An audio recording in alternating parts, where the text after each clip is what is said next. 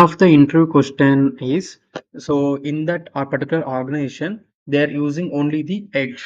So apart from, they won't use any applications and they don't have some restrictions like this.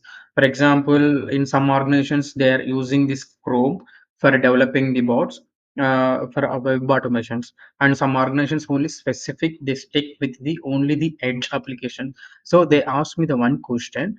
So the question is related like about the catches and clearing the data.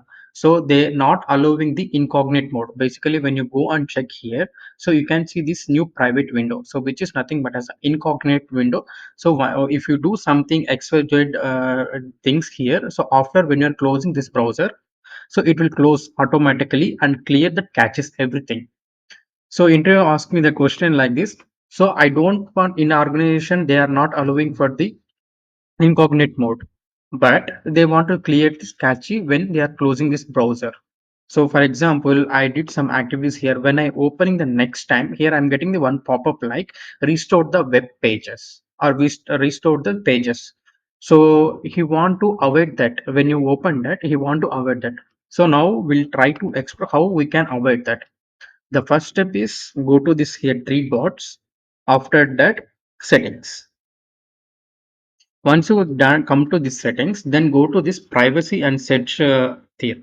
After that, clear browse data. You can see this here. Choose what you want to clear every time when you're closing. Let me go back. Where is this? Choose what you want to clear when you want to close the browser. For example, right now I open this web browser. So when I want to close this browser, at the time what I want to clear the data.